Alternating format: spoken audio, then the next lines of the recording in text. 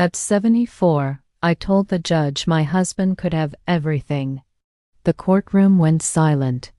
Everyone stared at me like I had lost my mind. My lawyer's hand shook, my children's faces were pale, and I wondered if I had made a mistake I could never take back. I had spent years thinking doing the right thing meant giving up, but that day, I learned that sometimes silence can hold more power than any fight. And what happened next? Well, no one could have expected it. The fluorescent lights buzzed overhead in that courtroom, a steady hum that seemed to vibrate in my chest. I could hear someone coughing in the back row, the scratch of the court reporter's fingers flying across her keyboard. The air smelled like old wood and anxiety. My lawyer Patricia gripped the edge of the table so hard her knuckles went white, like she was holding on for dear life. Across the aisle, my husband Richard sat perfectly still, frozen like a deer in headlights, like he was afraid to move, afraid to break whatever spell had just been cast over this room. Judge Morrison, no relation to us despite sharing the name, leaned forward in his seat. His reading glasses had slipped down his nose, and he pushed them back up with one finger. "Mrs. Morrison," he said slowly, each word deliberate, "I want to make absolutely sure I understand what you just said. You're willing to relinquish all claims to the marital assets?" "Not all claims, Your Honor," I said, my voice steadier than I felt inside, where my heart was hammering against my ribs. "But yes, he can have everything he thinks he's earned." My son David made a sound like he'd been punched in the stomach. My daughter Emma reached for my hand across the wooden railing that separated us, but I kept mine folded in my lap. I needed to stand on my own for this, needed to see it through without leaning on anyone, without any crutches. I suppose I should explain how I got here, to this moment that nobody saw coming, this moment that would change everything. My name is Dorothy Morrison. People call me Dot, have called me that since I was a little girl growing up in western Pennsylvania. I've lived my whole life in a town called Riverside, just outside of Pittsburgh, nestled in the hills where the steel mills used to run day and night. It's the kind of place where everybody knows your name and your business, where you can't buy a gallon of milk without running into at least 3 people you went to high school with, where secrets don't stay secret for long. I married Richard Morrison when I was 26 years old. That was 48 years ago, back when girls still wore gloves to church and men opened car doors without thinking twice about it. When marriage was what you did after college if you were lucky enough to go, or after high school if you weren't. Richard worked in sales for a manufacturing company that made industrial parts. Nothing glamorous but steady work with decent pay. I worked part-time at the public library on Main Street, shelving books and running story time for the kids every Thursday afternoon. We had a nice life, I thought. Not fancy, not the kind you'd see in magazines, but comfortable, solid. We raised 2 children in a 3-bedroom house on Sycamore Street, with a yard big enough for a vegetable garden and a swing set, and a golden retriever named Buddy who lived to be 14. For most of those 48 years, I genuinely thought we were happy. Richard traveled for work sometimes 3 or 4 days at a stretch, stayed late at the office during busy seasons, brought home stories about difficult clients and tough negotiations over dinner. I kept the home fires burning, as my mother used to say with a knowing smile. I cooked dinners every night, helped with homework at the kitchen table, volunteered at school functions and bake sales, kept the garden neat and the house clean. I was good at being a wife, at making a home, at keeping everything running smoothly like a well-oiled machine. But somewhere along the way, without me even noticing it happening, I stopped being a person and became a function. A role to play. I didn't see it at the time. It was so gradual, like water wearing down stone over decades, like paint fading in the sun. A little less of me each year, a little more of just going through the motions, saying the right things, being what everyone needed. The truth started coming out 6 months before that courtroom moment, on an ordinary Tuesday morning in March. Spring was just starting to show itself, crocuses pushing up through the last patches of snow. I was sitting at the kitchen table in my bathrobe, drinking my morning coffee from the mug Emma had given me for Mother's Day, sorting through the mail that had piled up over the weekend. Bills, mostly. A flyer for the grocery store advertising a sale on chicken. A credit card statement in a blue envelope with our bank's logo in the corner. I opened the credit card statement without thinking much about it, the way you open mail you've opened 1,000 times before.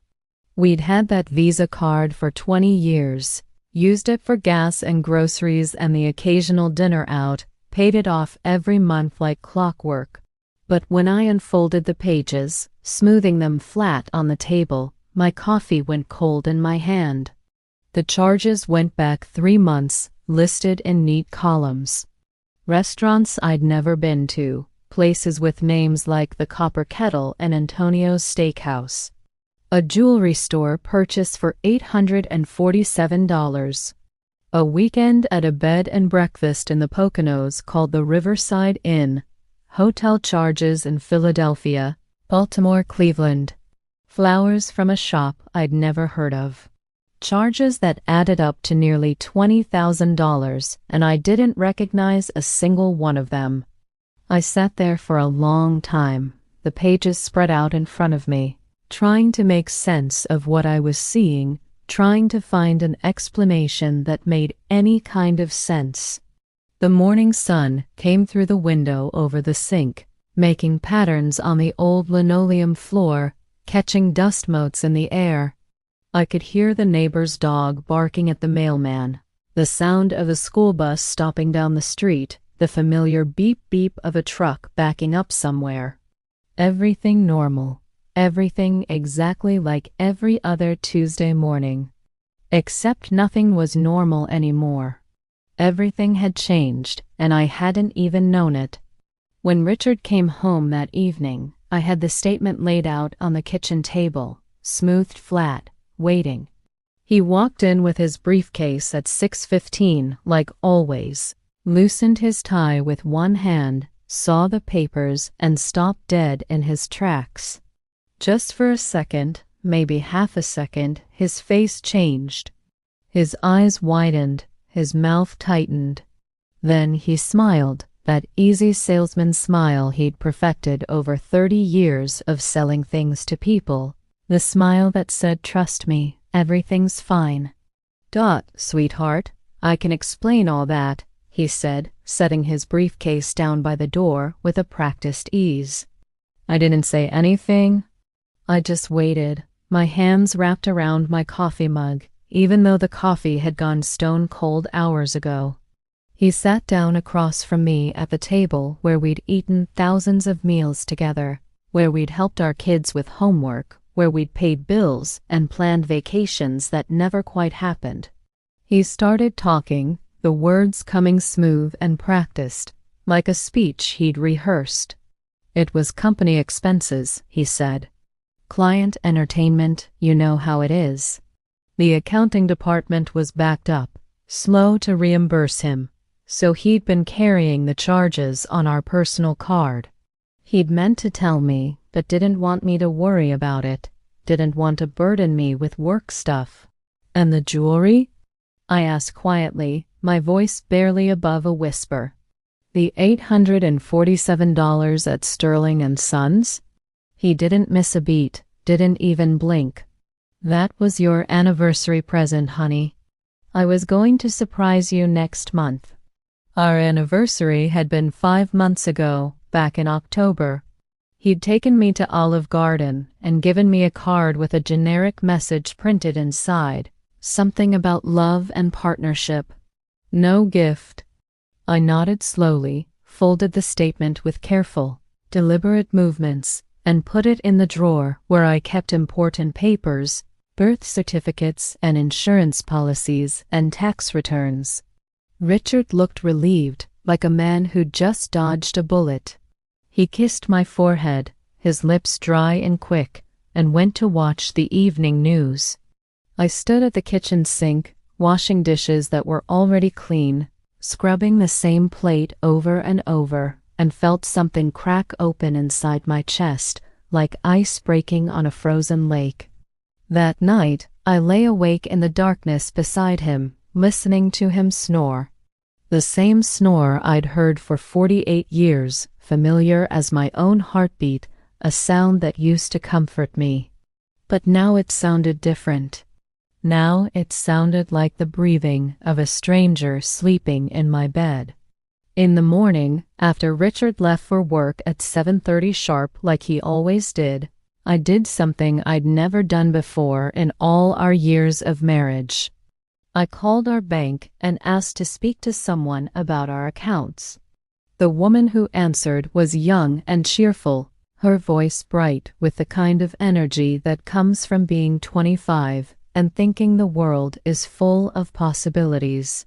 She pulled up our information with a few clicks of her keyboard and started reading off balances, numbers that should have been familiar but weren't. "You have 3 checking accounts," she said. The joint account ending in 4,521, and then 2 individual accounts, one in your name ending in 7,832 and one in Richard Morrison's name ending in 3,309. My hand tightened on the phone. 2 individual accounts? I said, trying to keep my voice steady. "Yes, ma'am." "Would you like me to read you those balances?" I grabbed a pen and wrote down the numbers she gave me on the back of an envelope. My individual account had $3,000 in it, money I'd saved from my library paychecks over the years. Richard's individual account had $42,816 in it, an account I'd never known existed.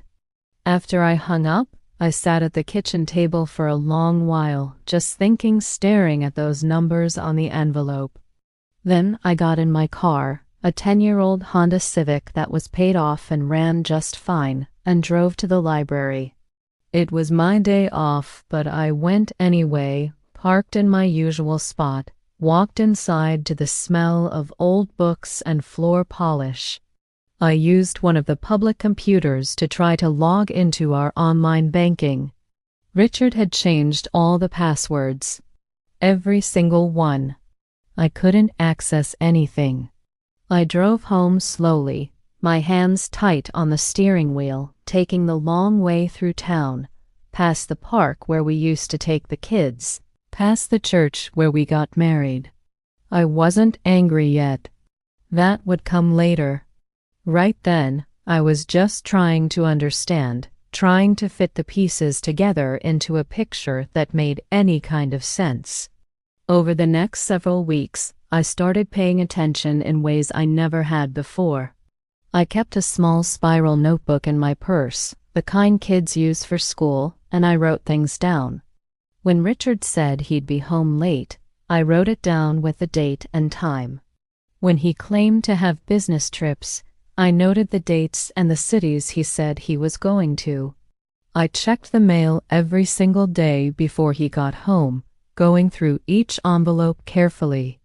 I found more credit card bills, statements from accounts I didn't know we had, charges for things I couldn't explain. One afternoon in early April, when Richard was at work and the house was empty and quiet, I went through his home office. I felt like a criminal, like I was doing something terrible, my hands shaking as I opened drawers. But I found things. Receipts tucked into the pages of books on his shelf, folded small like secrets. Dinner receipts for 2 at expensive restaurants downtown. Flowers from a shop called Blooms and Petals. A hotel room key card from some place called the Riverside Inn, the same place from the credit card statement. My hands were shaking so badly I could barely put everything back exactly where I'd found it.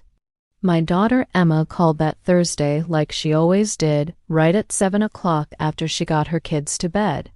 She asked how I was doing, how Dad was doing, what we'd been up to. I said, fine, everything's fine, the same things I always said. She told me about her children, about her job teaching 2nd grade, about how her youngest had lost his first tooth and put it under his pillow for the tooth fairy. I listened and made the right sounds, and that's wonderful and how sweet, but I felt like I was underwater, like I was watching my own life from very far away through cloudy glass. It was my son David who finally noticed something was wrong. He stopped by one Saturday morning in late April, bringing donuts from the bakery downtown like he sometimes did. He found me in the kitchen with papers spread all over the table. Bank statements, credit card bills, receipts, all organized into neat piles. I'd been trying to build a timeline, trying to figure out exactly how long this had been going on. Mom? David stood in the doorway, still holding the box of donuts, his eyes going wide as he took in the scene. What is all this? I looked up at him. David had his father's eyes, that same blue-gray color like a winter sky, but his face was different, open, concerned, honest in ways Richard's hadn't been in years, maybe ever. I told him, not everything, but enough. I showed him the credit card statements, the receipts, the bank account I'd never known about. I watched his face change as he understood what I was saying. Watch the shock turn to anger, turn to something like grief. Dad's having an affair, he said quietly, setting the donuts down on the counter like they suddenly weighed too much. I think so, I replied, my voice steady even though my hands were shaking. He sat down heavily in the chair across from me, ran both hands through his hair, a gesture so much like his father it made my chest ache. What are you going to do? I don't know yet. I'm still trying to figure it all out. David wanted to confront Richard right then and there, wanted to call him up and demand answers, wanted to drive to his office and have it out. But I asked him not to, asked him to give me time. I told him I needed to handle this my own way, in my own time, that I needed to be sure before I did anything I couldn't take back. He didn't like it. I could see the anger in his jaw, the way his hands clenched into fists. But he agreed. Before he left, he hugged me so tight I could barely breathe, told me he loved me, told me he was there for whatever I needed, any time, day or night. After he left, I sat in my quiet house and made a decision. I called a lawyer. I'd never hired a lawyer before in my entire life, never even thought about needing one. The idea of divorce felt foreign, impossible, like a word from another language. But I looked up attorneys in the phone book, the yellow pages worn and dog-eared, and found a firm downtown called Marino & Associates. I called their office, my heart pounding so hard I thought I might be sick. The receptionist was kind, patient with my nervous rambling. She made me an appointment for the following Tuesday at 2 o'clock with Patricia Marino herself. Patricia's office was on the 3rd floor of an old building downtown, the kind with marble in the lobby and wooden floors that creaked when you walked on them. She was maybe 50, with dark hair pulled back in a neat bun and eyes that were both kind and sharp, like she could see right through you but wouldn't judge what she found. She shook my hand, her grip firm and warm, offered me coffee in a real mug, not a paper cup, and sat down across from me with a legal pad and a pen. "Tell me what's going on, Dorothy," she said gently. So I did. I showed her everything I'd found, every piece of evidence I'd been collecting like a detective in some movie. The credit card statements, the receipts, the bank accounts I hadn't known about. I told her about Richard's lies, his excuses, the way he looked at me like I was stupid for believing him, like I was some kind of fool. My voice only shook once when I was talking about the anniversary present he'd never given me, the necklace that had gone to someone else. Patricia took notes, her handwriting neat and precise, and asked careful questions. How long had we been married? What assets did we have? Did I work outside the home? Did we have children? What were their ages? Did Richard have any retirement accounts? Did I? When I finished talking, when I'd told her everything I knew, she sat back in her leather chair and studied me with those sharp, kind eyes. Dorothy, I need to ask you something important. What do you want out of this? I didn't have an answer right away.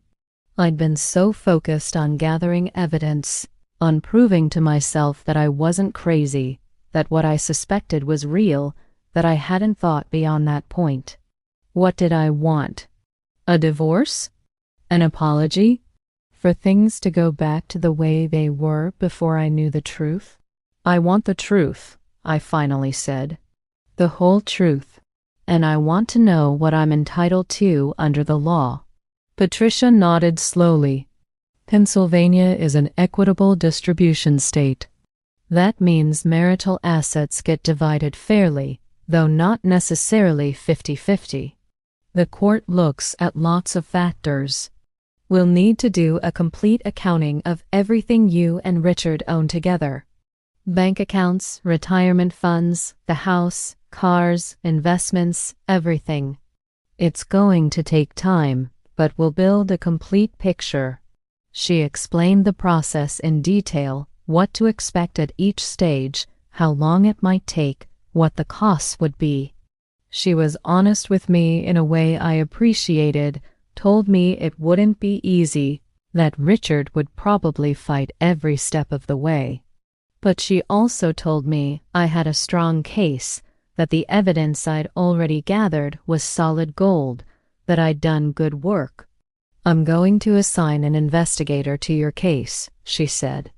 His name is Tom Chun, and he's the best. We need to know exactly what Richard's been doing with your money, where every dollar has gone. Over the next 2 months, Patricia's team dug into our finances like archaeologists uncovering a buried city, brushing away layers of dirt to reveal what was hidden beneath. They found accounts I'd never heard of, accounts Richard had opened without telling me. A separate checking account at a different bank that he'd opened 3 years ago. 2 credit cards in his name only that I'd never seen statements for. Withdrawals from our joint savings account, $500 here, $1,000 there, that he'd claimed were for home repairs or medical bills, but the money had gone somewhere else entirely, disappeared into some black hole I couldn't see. And then, in early June, they found her. Patricia called me into her office on a Wednesday afternoon. The sun was streaming through her windows, dust motes dancing in the light, but her expression was serious. She looked tired, like she'd been up all night, and I felt my stomach drop before she even spoke. Dorothy, she said gently, coming around her desk to sit in the chair beside me instead of across from me. We found out who Richard's been seeing. She opened a folder on her desk, thick with papers and photographs, and my whole world shifted on its axis. Her name was Jennifer Callahan. She was 39 years old, just a year older than Emma. She worked in the marketing department at Richard's company, had been there for 5 years. She was pretty in a way that took effort and money, with highlighted blonde hair and perfect makeup and clothes that looked expensive. The investigator had taken photos of her and Richard together over the course of several weeks. Getting into his car in the company parking lot, having dinner at an Italian place downtown, laughing over wine, leaving her apartment building on a Sunday morning, Richard's hand on the small of her back. I looked at the photos spread across Patricia's desk and felt nothing.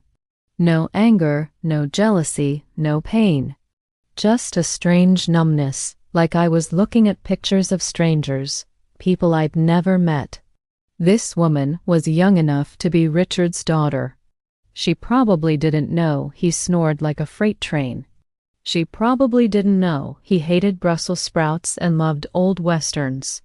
She probably didn't know he'd promised his wife they'd see the Grand Canyon someday when he finally retired. "How long?" I asked, my voice sounding far away even to my own ears. "At least 2 years," Patricia said quietly. "Maybe longer." The financial records go back that far, but it's possible it started before that. 2 years. Maybe more. All that time, Richard had been living a whole separate life, a secret life I knew nothing about. Taking this woman to restaurants, buying her gifts, spending money that should have been ours. Money we'd saved together for retirement, for the future, for the someday that kept getting pushed further and further away. All that time, I'd been at home, making his favorite dinners, doing his laundry, ironing his shirts, being the good wife. "I want a divorce," I said, the words coming out clear and strong. Patricia nodded. "Okay, let's talk about what that looks like, what we're going to fight for." I filed for divorce the following week, on a Monday morning that felt both monumental and ordinary. Patricia had everything prepared, all the paperwork in perfect order, every box checked, every line filled in. We filed at the courthouse downtown, and by Monday afternoon, Richard had been served the papers at his office by a professional process server. He showed up at the house that evening just after 6, pounding on the front door so hard I thought he might break it down. I'd had the locks changed that morning, had a locksmith come out first thing. I opened the door just a crack, the chain still on, and looked at my husband of 48 years standing on the porch where he'd stood 1,000 times before. "What the hell is this, Dorothy?" he shouted, his face red, veins standing out in his neck. He waved the papers in my face like a weapon. "It's a divorce petition," I said calmly, though my heart was racing. "You need to find somewhere else to stay." His face went even redder, if that was possible. "You can't kick me out of my own house. I paid for this house." "Actually, my parents' estate money was the down payment," I said, my voice steady. "My lawyer filed an emergency motion this morning. The judge granted it. It's all explained in the papers." He tried to push past me, tried to force the door open with his shoulder, but I held firm. I'd never stood up to Richard like this before in all our years together, never denied him anything he wanted, never said no. It was terrifying and exhilarating all at once, like jumping off a high dive. "You're going to regret this," he said, his voice low and mean, full of a threat I'd never heard before. "You won't get a damn thing. You've lived off me for 48 years, and everyone's going to know it. Everyone's going to know what you really are." "Maybe," I said quietly, "but at least I'll be able to sleep at night." I closed the door and locked it, turned the deadbolt, leaned against it with my whole body shaking. Through the window, I watched him stand on the porch for a long moment, breathing hard, his fists clenched at his sides. Then he grabbed the suitcases I'd packed for him, threw them in the trunk of his car, and drove away with his tires squealing on the pavement. The divorce process was uglier than I ever could have imagined, uglier than anything I'd seen on television or read about in books. Richard hired an attorney named Ronald Kemp, a man with slicked back hair and a smile like a shark, someone with a reputation for being aggressive, for winning at all costs. They fought me on everything, every single thing. Every asset, every account, every piece of furniture in our house, every dish in the cupboard. In his deposition, which lasted 6 hours over 2 days, Richard painted me as a lazy woman who'd contributed nothing to our marriage, nothing of value. He said I'd worked part-time at the library for pocket money, for something to do, while he'd built a real career, a real life.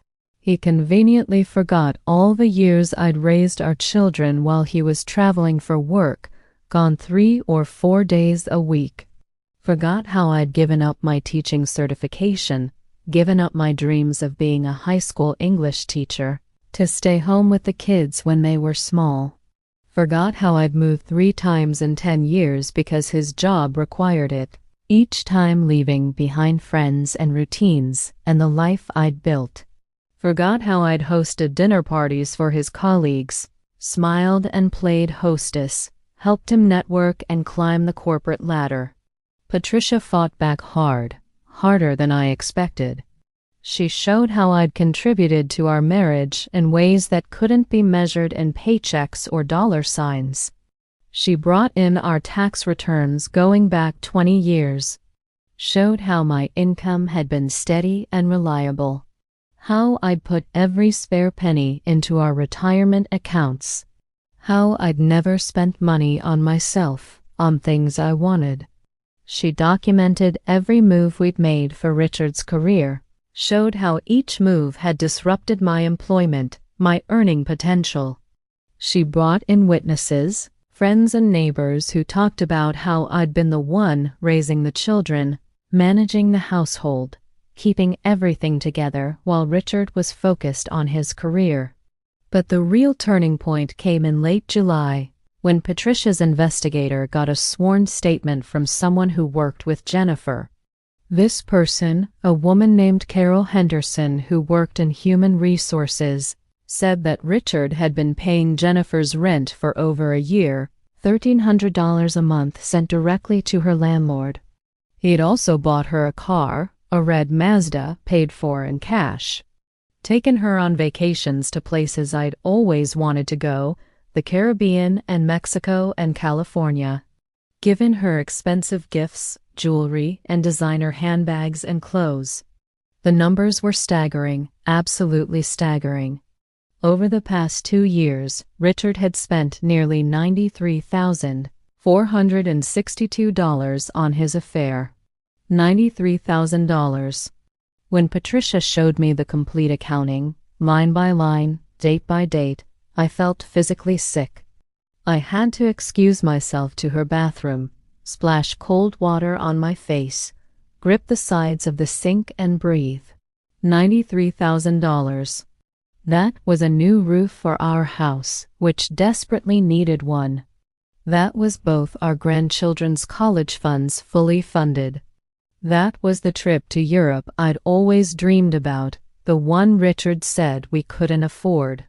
Instead, it had gone to a woman half my age who probably didn't even love him, who was just enjoying the ride while it lasted, enjoying the money and the gifts and the attention.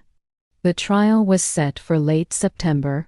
After Labor Day, Richard refused every settlement offer Patricia proposed, turned down every attempt at compromise. He wanted his day in court, wanted to prove in front of a judge that I deserved nothing, that I'd been a burden, a weight around his neck for 48 years. His lawyer filed motion after motion, trying to delay things, trying to drag it out, trying to exhaust me emotionally and financially. I think Richard thought I'd give up eventually, that I'd get tired of fighting and just accept whatever scraps he was willing to throw my way, grateful for anything. But I didn't give up. I showed up to every single hearing, every deposition, every meeting with Patricia. I answered every question honestly and calmly, even the ones designed to make me angry or upset. And slowly, gradually, I started to understand how the game worked, the strategy behind it all. Richard's lawyer was loud and aggressive, all bluster and threats and intimidation. But Patricia was smarter, more strategic. She built her case carefully, brick by brick, documented everything down to the smallest detail, and never lost her temper, never took the bait. My children were struggling with the whole situation, caught in the middle. Emma couldn't believe her father had done this, couldn't reconcile the dad she'd known growing up with the man who'd spent nearly $100,000 on another woman.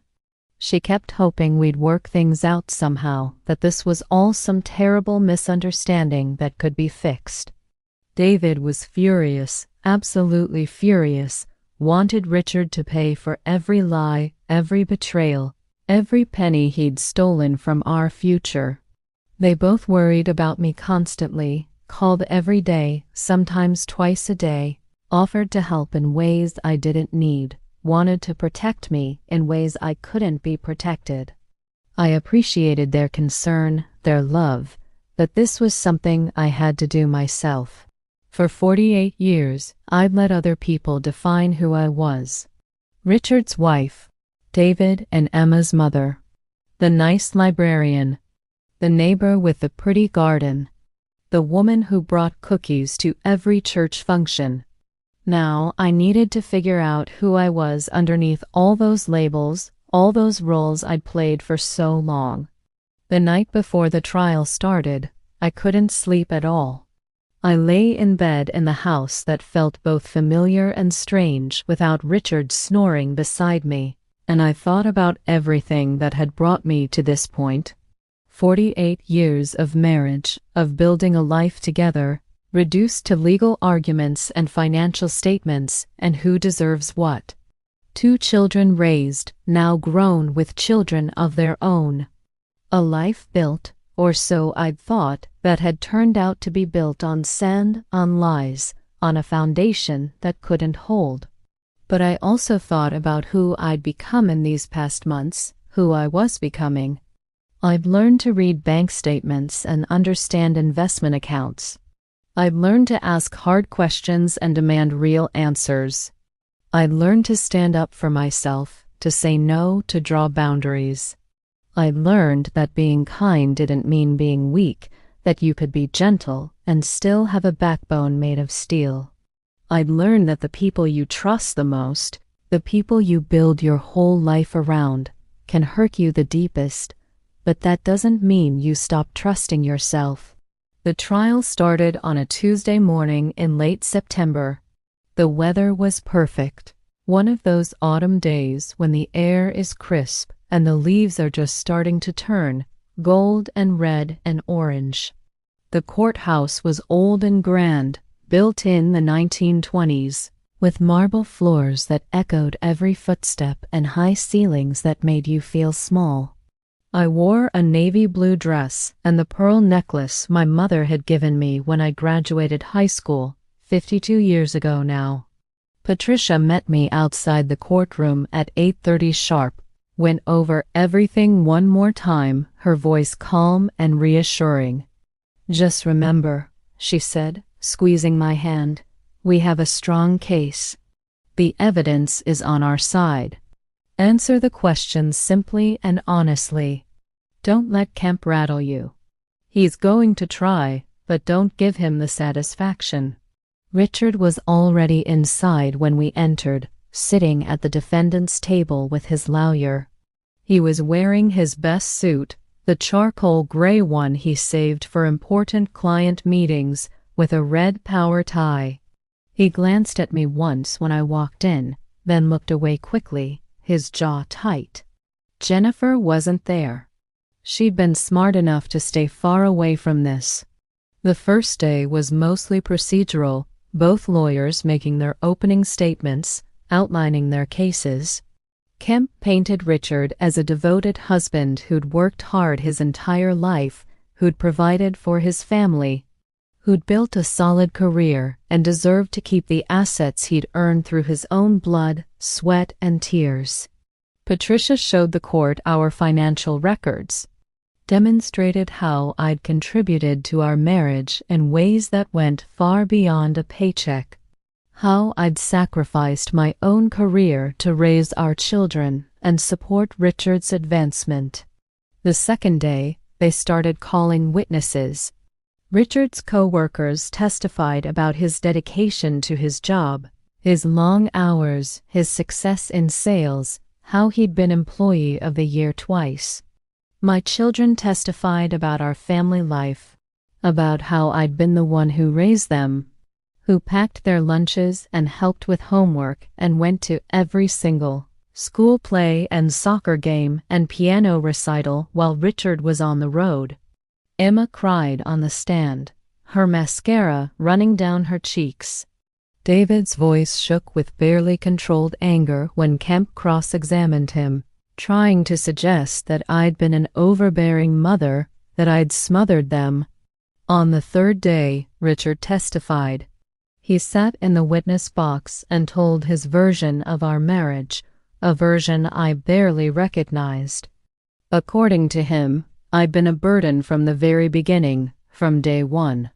I'd never had ambition, never wanted more than a simple small life in a nowhere town. He'd carried everything on his shoulders for 48 years, the weight of supporting a family, of providing, of being the responsible one. And now, he said, now I wanted half of what he'd earned through his own hard work.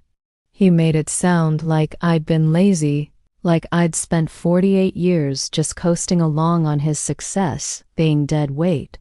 He didn't mention that I'd raised our children, that I'd managed our household like a CEO managing a company, that I'd worked part-time and put every single penny into our savings. He made me sound like a stranger, someone I didn't even recognize when I looked in the mirror. When Patricia cross-examined him, she was absolutely surgical, precise, and devastating. She asked him about the credit cards, the secret bank accounts, the $93,000.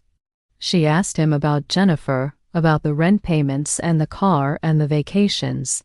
He squirmed in his seat like a worm on a hook, tried to minimize it, claimed it was all being blown out of proportion, that the numbers were wrong.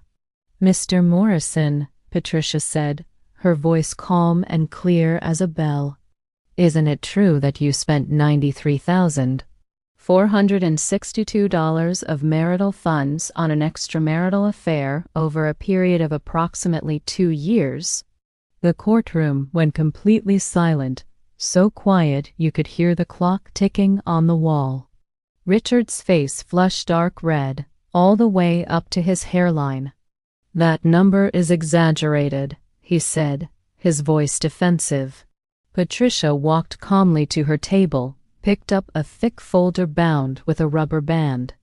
"Your Honor, I'd like to enter into evidence the complete financial accounting prepared by our forensic accountant, Martin Blackwell, CPA. She went through it all, line by line, date by date. Every restaurant charge, every hotel bill, every gift purchase documented down to the cent, the jewelry, the designer handbags, the car paid for in cash, the 13 months of rent at $1,300 a month. By the time she was done, methodically building her case like an architect building a house, Richard looked like he wanted to sink through the floor and disappear. Then it was my turn to testify. I walked to the witness stand on legs that felt like they were made of water, barely holding me up. I put my hand on the Bible and swore to tell the truth, the whole truth, and nothing but the truth. So help me God. I sat down in the hard wooden chair and looked out at the courtroom. Emma was crying quietly in the second row, dabbing at her eyes with a tissue. David sat beside her, rigid in his seat, his jaw clenched so tight I was afraid he might crack a tooth. Patricia stood at the podium, her expression gentle and encouraging. She asked me about our marriage, about my work at the library, about the life I'd built with Richard over 48 years. I answered honestly, simply, without embellishment. I didn't try to make myself sound better than I was, or make Richard sound worse. I just told the truth as I knew it. When Kemp cross-examined me, he was aggressive right from the start, trying to make me seem lazy or entitled or grasping. He asked why I'd only worked part-time instead of pursuing a full-time career, why I hadn't gone back to school to finish my teaching certification, why I thought I deserved half of everything when Richard had been the primary breadwinner. "I raised our children," I said quietly, looking directly at him. "I managed our home. I supported my husband's career in every way I could, by hosting dinners for his colleagues, by moving 3 times in 10 years when his job required it, by handling everything at home so he could focus on climbing the corporate ladder. That was my job, the job we agreed on together, and I did it well." "But you didn't earn a significant income," Kemp pressed, his voice sharp. "No," I agreed calmly. "But I contributed in other ways. Ways that can't be measured in dollars and cents. Ways that made it possible for Richard to earn what he did." He tried several more times to shake me, to make me angry or defensive, to get me to say something emotional that would hurt my case. But I stayed calm, answered every question thoughtfully. Patricia had prepared me well, had run through every possible question, every angle of attack.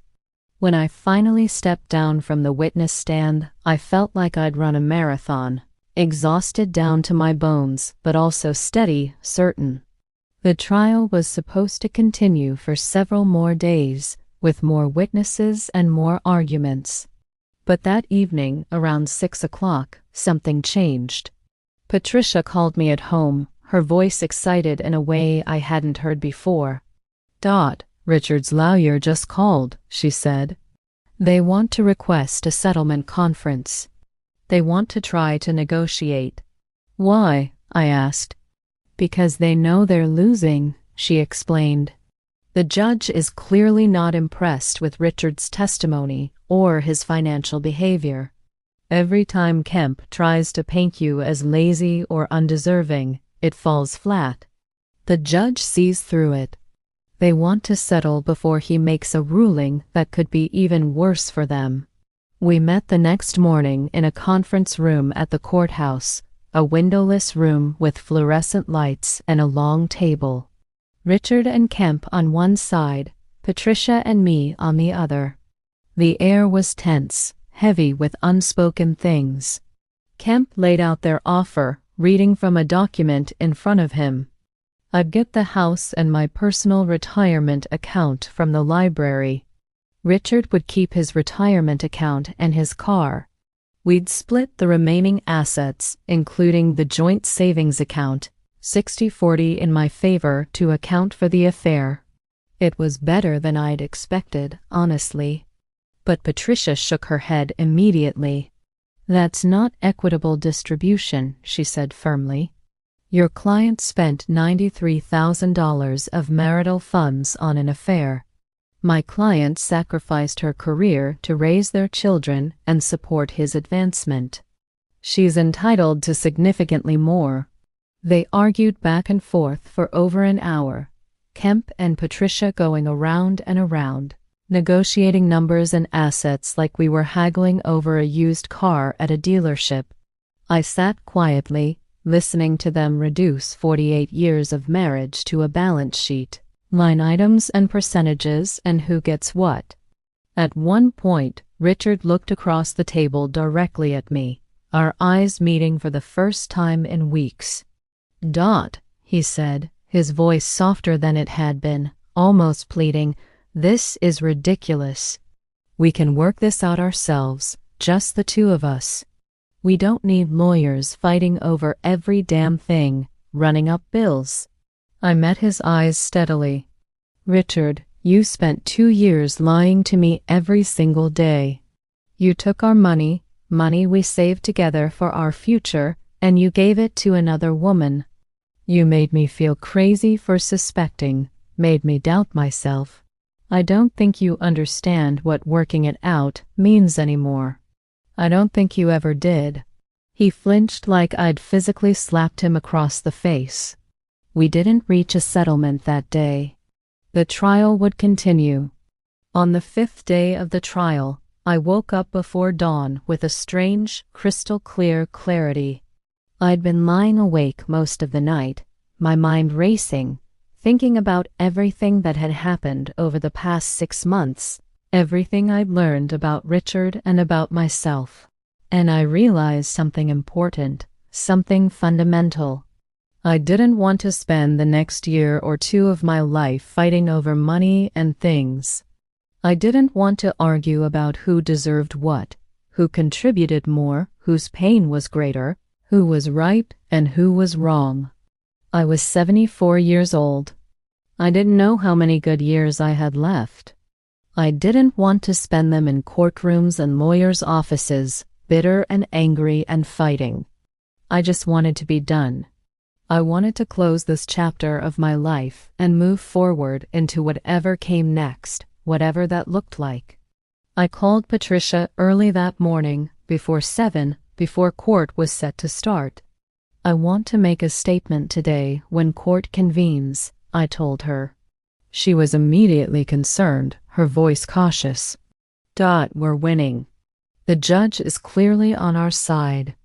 If you say the wrong thing, if you go off script, you could hurt our case. We need to be strategic here. I know, I said calmly. But I need to do this. I need to say what I need to say. Trust me, Patricia, please. She was quiet for a long moment. I could hear her breathing on the other end of the line. Okay, she finally said. I'll inform the judge that you want to address the court directly. That's how I ended up standing in that courtroom at 74 years old, with everyone staring at me like I'd completely lost my mind. Your Honor, I said, my voice carrying clearly in the silent room, he can have everything. The judge leaned forward, his brow furrowed. Mrs. Morrison, I want to make absolutely sure I understand what you're saying. Are you telling this court that you want to withdraw all your claims to the marital assets? No, Your Honor, I said, my voice clear and steady. I'm saying I want to give my husband everything he thinks he's earned. The house we bought together, the savings we built, the retirement accounts, all of it. He can have it all. Patricia touched my arm gently, concern in her eyes. We really should discuss this privately before you continue. I gently pulled my arm away. Your Honor, if I may, I'd like to explain my reasoning. The judge nodded slowly. Please do, Mrs. Morrison. I'm listening. I took a deep breath, gathering my thoughts. For 48 years, I was married to a man I thought I knew inside and out. I raised his children, kept his home, supported his career in every possible way. I did everything a good wife was supposed to do, everything that was expected of me. When I found out he'd been lying to me for years, spending our money on another woman, I felt like my whole life had been a lie. Like everything I'd believed was false. My voice was steady, calm, even though my heart was pounding. The words came easier than I'd expected. I came here to this courtroom thinking I wanted half of everything because it was fair, because the law said I was entitled to it, because I'd earned it. But sitting here these past days, listening to lawyers argue about who deserves what, reducing our entire marriage to numbers on a spreadsheet, I realized something important. I don't want his money. I don't want to spend whatever years I have left fighting over assets and accounts and things. Because everything he has is built on lies and betrayal, and I don't want any part of it. I don't want to touch it. Richard's mouth had fallen open. His lawyer looked genuinely confused, like he couldn't understand what was happening. The judge was watching me intently, his pen poised over his notepad. What I do want, I continued, is very specific. I want the house on Sycamore Street, the 3-bedroom house where I raised my children. Not because we bought it together, but because it was purchased primarily with money from my parents' estate, When they passed away in 1976, I have all the documentation to prove it. The check from the estate, the down payment records. I want my own retirement account, the one I built over 23 years of working at the library, putting away money every single paycheck. I want my car, the Honda Civic that I bought 4 years ago with my own money. And I want exactly half of our original joint savings account, the one we opened together when we first got married in 1977, before any of this mess, before the lies and the secret accounts and the affair. Just that one account split 50-50. I looked directly at Richard, holding his gaze. He can have everything else. His retirement account, his car, the other accounts he opened without telling me, every single penny he spent on her. I don't want it. I don't want to fight over it. I just want what's actually mine, what I brought into this marriage and what I earned myself. And then I want to be done with all of this. The silence in that courtroom was absolutely complete, total. You could have heard a feather hit the floor. Patricia was staring at me with wide eyes, like she couldn't quite believe what she was hearing. Emma was crying, tears streaming down her face. David looked absolutely stunned, his mouth hanging open. The judge set down his pen carefully. Mrs. Morrison, you understand that under Pennsylvania law, you may be legally entitled to significantly more than what you're asking for here. The court could award you much more. I do understand that, Your Honor, I said calmly. But I don't want more. I want to walk away from this marriage with my dignity intact and the things that are genuinely mine. The rest, all of it, he can keep. I'm done fighting. Richard's lawyer was whispering urgently to him, their heads close together. Richard looked like he'd been hit by a truck, completely blindsided. The judge turned to Kemp. Counselor, does your client agree to these terms as stated by Mrs. Morrison? Kemp was still whispering frantically with Richard, going back and forth. Finally, Richard nodded slowly, mechanically, like he was afraid it was some kind of elaborate trap, like the floor might open up beneath him. Yes, Your Honor, Kemp said carefully. My client accepts these terms. Very well, the judge said. He made several notes on the papers in front of him, his pen scratching across the page. Then he looked up, his expression serious. However, I'm going to add one additional condition to this settlement, Mr. Morrison. Given the significant financial misconduct you displayed during this marriage, specifically the $93,462 you spent on an extramarital affair using marital funds, you will also pay Mrs. Morrison's legal fees in their entirety. I find this not only appropriate but necessary under the circumstances. Richard started to protest, half rising from his chair, but Kemp grabbed his arm hard, pulled him back down.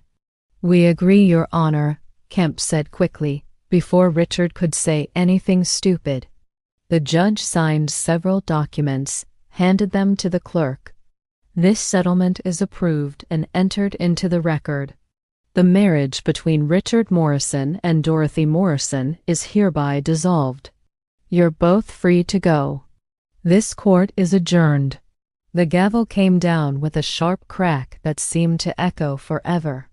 Just like that, after 6 months of fighting, after all the pain and anger and tears, it was over. Done. I walked out of that courtroom with Patricia beside me, her hand on my elbow, my children following close behind us. Outside on the courthouse steps, the September air was crisp and perfect, the sky so blue it almost hurt to look at. Emma threw her arms around me, sobbing into my shoulder. Mom, she said through her tears, her voice breaking, why did you do that? You could have gotten so much more. Dad took advantage of you for years. You deserved more. I hugged her back, smoothed her hair like I used to when she was little and had nightmares. Sweetheart, I got exactly what I needed. Everything I actually needed. David shook his head, his eyes red-rimmed, his jaw tight. But Dad took advantage of you for years, Mom. He lied and cheated and stole from you. He should have to pay for that. He should have to suffer. He will pay, I said softly, looking at both my children. Just not the way you think. Not in the way you want. Patricia pulled me aside while my children went to get the car from the parking garage. She looked at me with something like awe in her eyes. Dot, I have to tell you, in over 20 years of practicing family law, that was either the bravest or the absolute craziest thing I've ever seen a client do in a courtroom. I'm still not entirely sure which. I smiled, feeling lighter than I had in months, maybe years. Maybe a little bit of both. For what it's worth, she said, a small smile playing at her lips, I think you played that absolutely brilliantly. The legal fees alone are going to cost Richard at least $30,000, maybe more. And the look on his face when you essentially gave up everything. He knows he lost something today, something important, even if he got to keep his money. He lost you, and he knows it. We said our goodbyes, hugged tightly, and I promised to stay in touch. Then I went home to my house on Sycamore Street, the house that was truly, completely, legally mine now. Over the next several weeks, Richard came by to collect his belongings, his things. We didn't speak much during those visits. He'd show up with boxes and pack his clothes, his books, his files from the office, while I stayed in another room, keeping my distance. Then he'd load everything into his car and leave. My children helped me sort through what remained after he was done, deciding together what to keep and what to donate. I gave away most of Richard's remaining belongings, things he'd left behind or forgotten about. Clothes to Goodwill, books to the library where I'd worked for so many years, kitchen items I didn't need to anyone who would take them. What my children didn't know, what nobody knew except Patricia, was that I'd been very strategic, very calculating about what I'd asked for in that courtroom. The house on Sycamore Street? Property values in our neighborhood had tripled, almost quadrupled, in the past 15 years. My parents' contribution back in 1976 had been $20,000 for the down payment. The house was now worth $425,000, and it was mine free and clear, no mortgage. My retirement account from the library? I'd been contributing to it since 1980, longer than Richard had been contributing to his, and I'd invested more conservatively, more carefully, in stable funds that grew steadily. When you factored in compound interest over 23 years, my account was actually worth $68,000 more than his. And that original joint savings account we'd opened in 1977 when we first got married? It had been growing steadily, untouched, for 48 years, accumulating interest. Half of it came to $68,412. By giving up claims to everything else, by walking away from the fight, I'd avoided months or possibly years more of litigation. I'd avoided fighting over every single asset, every account, every stick of furniture, every dish and towel and piece of silverware. I'd walked away clean free with everything I actually needed, and Richard had been so shocked, so completely blindsided, that he'd agreed without really understanding what he was giving up, what he was losing. A month after the divorce was finalized, completely final and legal, I got an unexpected phone call one Tuesday afternoon. It was Jennifer.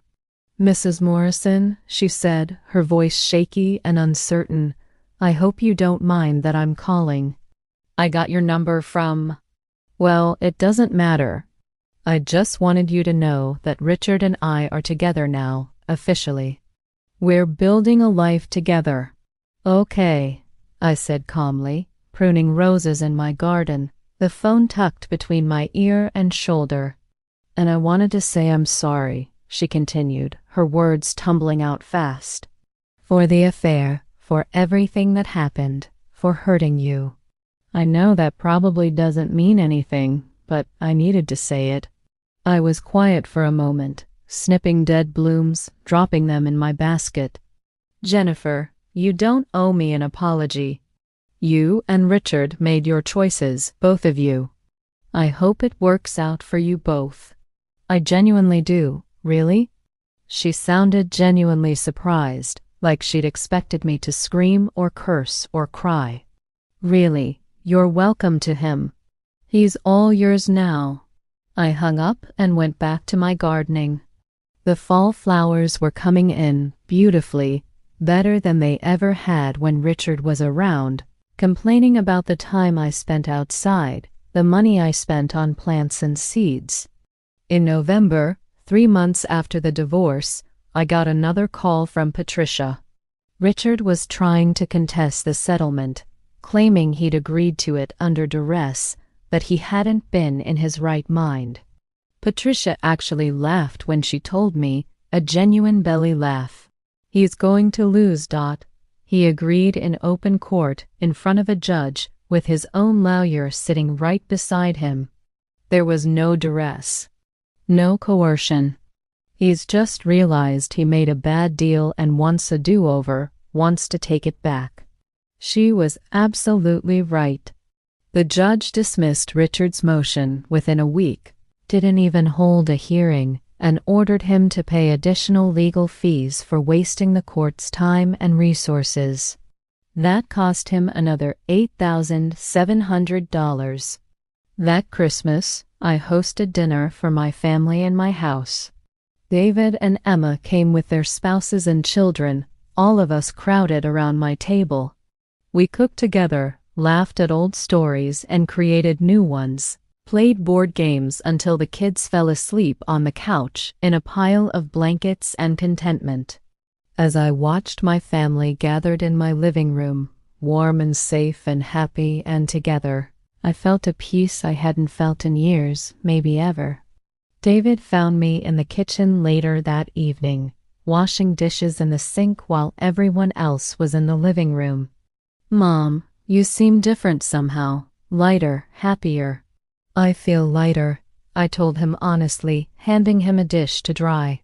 "I spent so many years being who everyone else needed me to be, fitting into the boxes other people built for me. Now I'm just being myself, whoever that is." In the spring, when the weather turned warm and the crocuses pushed up through the last patches of snow, I did something I'd never done before in my entire life. I booked a trip just for myself. 2 weeks driving through New England to see the fall leaves, the trip Richard had always promised but never, ever delivered. I rented a car, a nice one with good air conditioning and a sunroof, and I stayed in little bed and breakfasts with quilts on the beds and breakfast served on china plates. I drove through Vermont and New Hampshire and Maine with the windows down and music playing, songs I loved that Richard had always hated. It was absolutely glorious. I hiked easy trails through forests that smelled like pine and earth. I visited farmers' markets and bought fresh vegetables and homemade jam. I ate at local diners where the waitresses called me honey and sweetie and asked where I was from. I took hundreds of photos on my phone and didn't have to worry about anyone else's schedule or preferences or complaints. I was 75 years old, and I was discovering for the first time what true freedom felt like, what it meant to be completely, utterly myself. When I got home, there was a letter waiting for me in the mailbox, mixed in with bills and catalogs. It was from Richard, his handwriting on the envelope still familiar after all these years. I almost threw it away without reading it, almost tossed it straight in the trash. But curiosity got the better of me. The letter was short, written on plain white paper in Richard's familiar slanting handwriting. He said he'd made mistakes, terrible mistakes. He said he regretted how things had ended between us, regretted the pain he'd caused. He said he missed our life together, missed the simplicity and comfort of what we'd had. He didn't ask for forgiveness exactly, but the request was there between the lines, unspoken but present. I read it twice, slowly, carefully. Then I folded it and put it in a drawer with other papers I wasn't sure what to do with. I didn't feel angry or sad or vindicated or triumphant. I just felt done, finished. That chapter was closed, the book shut, the story over. Emma started coming by more often after the divorce was final, bringing my grandchildren after school.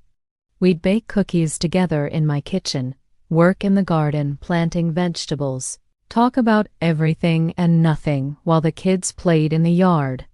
One afternoon in late spring, my granddaughter Sophie, who was 12 and smart as a whip, asked me directly about the divorce while we were frosting cupcakes.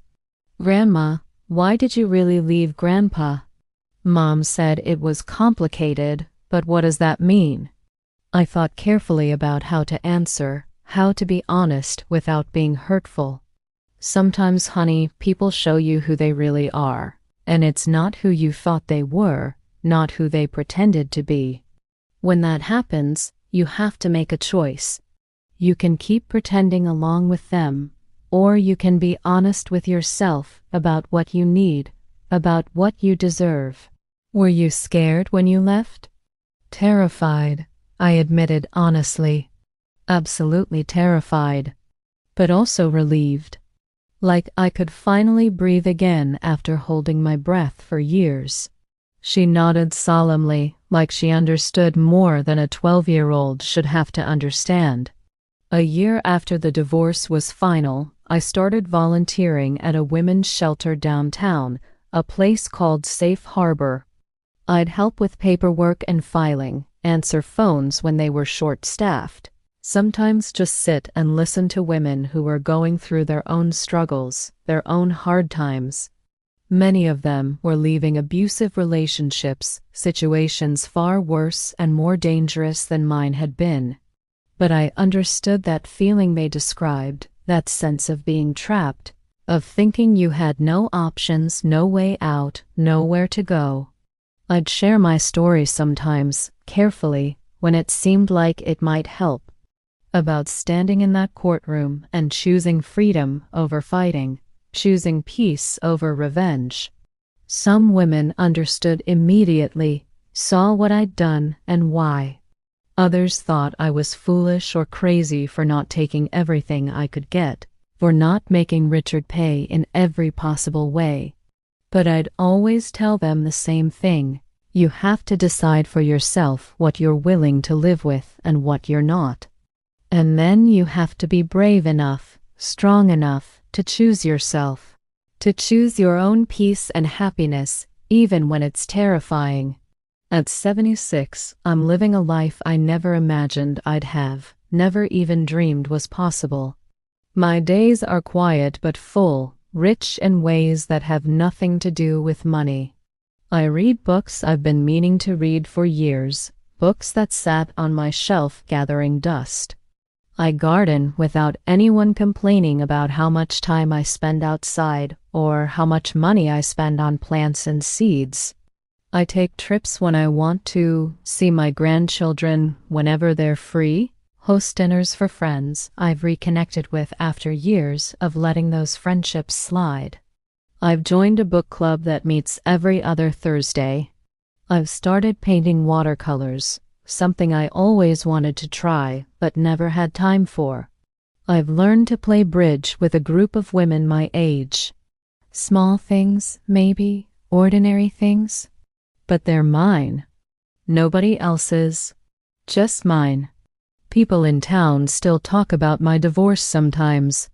I hear whispers in the grocery store, see heads turning at church. In a small town like Riverside, You never really escape being part of the gossip, part of the story people tell. But I don't mind anymore. Let them talk. I know what really happened, and I know who I am now, and that's enough. I saw Richard once, about 8 months ago now, at the grocery store on a Saturday morning. We were both in the produce section, reaching for tomatoes at the same time. Our hands nearly touched. Our eyes met. He looked older than I remembered, grayer, more tired around the edges, like life had worn him down. He nodded at me, just a small movement of his head. I nodded back. Then we went our separate ways down separate aisles, two strangers who used to know each other. I heard through mutual acquaintances, people who knew us both, that Richard and Jennifer broke up after about a year together. Apparently, she got tired of his long hours at work, his frequent travel, his inability to really be present, all the things I'd tolerated and accepted for decades. I didn't feel happy about it when I heard, but I didn't feel bad either. I just felt neutral, detached, and that neutrality was its own kind of peace, its own kind of freedom. Sometimes late at night, when the house is completely quiet and I'm sitting in my favorite chair by the window with a cup of chamomile tea, I think about that moment in the courtroom when I said he could have everything.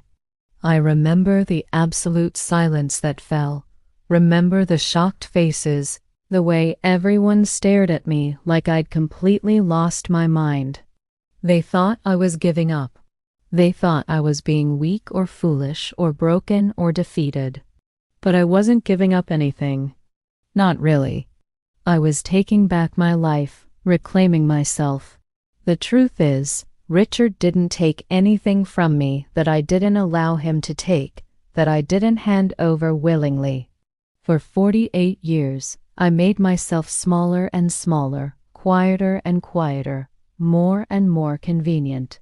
I told myself it was love, told myself it was sacrifice, told myself it was being a good wife, a good partner.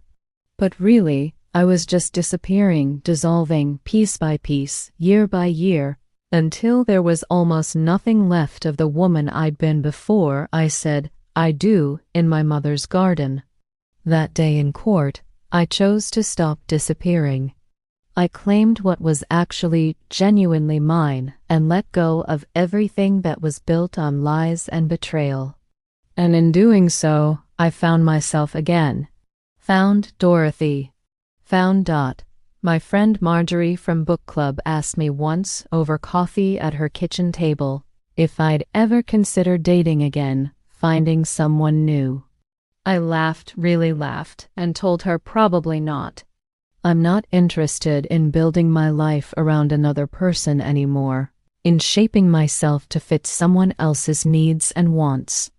I've spent enough of my life doing that, being that. Now I'm building my life around myself, around what I want and need and dream about, and it's the most satisfying, fulfilling thing I've ever done. But I won't say never. Life is strange and surprising, full of unexpected turns. I've learned that the story you think you're living can change in an instant, that the person you think you are can evolve and transform into someone completely unexpected, someone you never imagined you could be. The house on Sycamore Street is truly, completely mine now, every corner and closet of it. I've repainted the bedroom a soft sage green that Richard would have absolutely hated, would have complained about endlessly. I've turned his office into a craft room where I paint watercolors and sew quilts. I've planted roses in the garden, varieties I always wanted but he said were too much trouble, too expensive, too fussy. This is my space now, my sanctuary, my home, my second act, my new beginning. And it's enough, more than enough. It's everything. When people ask me, curious or concerned or judgmental, if I regret telling the judge my husband could have everything, If I wish I'd fought harder for a bigger settlement, I smile and shake my head. Because I did get everything. Everything that matters. I got my home, my independence, my self-respect, my peace of mind. I got a life that's entirely my own, shaped by my choices and my dreams. And that, I've learned, is worth more than any amount of money Richard ever made, more than any retirement account or savings balance, more than anything that can be measured in dollars and cents. Looking back now, from this side of everything, I can see that moment in the courtroom for exactly what it really was. It wasn't about money or assets or winning or losing. It was about drawing a line in the sand and saying clearly, firmly, this is who I am, and this is what I'm worth. It was about refusing to be diminished or dismissed or disappeared anymore. The courtroom went silent that day because nobody expected a 74-year-old woman to walk away from what she was legally entitled to, what the law said was hers. They expected me to fight tooth and nail, to take Richard for everything he had, to make him pay in every possible way for every lie and betrayal. But I was done fighting. Completely done. I'd spent enough of my life fighting to keep a marriage alive that was already dead, that had been dying for years without me seeing it. I didn't have any fight left for money and things and revenge and bitterness. What I had was clarity, perfect crystal clarity about who I wanted to be going forward, about what kind of woman I wanted to see in the mirror. And that woman didn't need to prove anything to anyone. She just needed to be free. And now I am, finally, completely, absolutely free. Every single morning, I wake up in my house, in my bed, in my room painted sage green, and I feel grateful. Grateful for the hard lessons I learned, even though they hurt. Grateful for the strength I didn't know I had until I needed it. Grateful for this second chance at life, at being myself, at discovering who Dorothy Morrison really is when she's not being someone's wife or someone's mother or the nice lady from the library. I'm just Dot, plain simple Dot, and that's exactly perfectly who I want to be. Well, my dear friends, that's my story from beginning to end. Thank you so much for listening all the way through to the very end.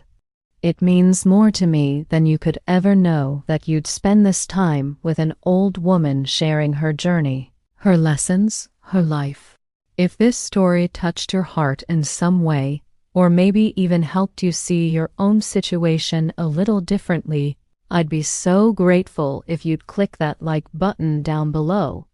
And if you want to hear more stories like this one, stories from a life lived long and full, please subscribe to the channel. I promise you, I've got plenty more to share from these 76 years. I'd also love to know where you're watching from today. Drop a comment and tell me your city or country, maybe even a little bit about yourself. It always amazes me how connected we all are, how we can sit together like this across thousands of miles, sharing stories and wisdom and understanding. And if you'd like to support the channel and help me keep sharing these stories with the world, there are ways to do that too, but there's absolutely no pressure at all. Your time and your attention are the greatest gifts you could possibly give me. Remember, my friends, it's never too late to choose yourself. It's never too late to stand up for what you deserve. And it's never too late to discover who you really are underneath all those years of being what everyone else needed you to be. Take good care of yourselves, be kind to each other, and I'll see you in the next story. Much love from this old heart to yours.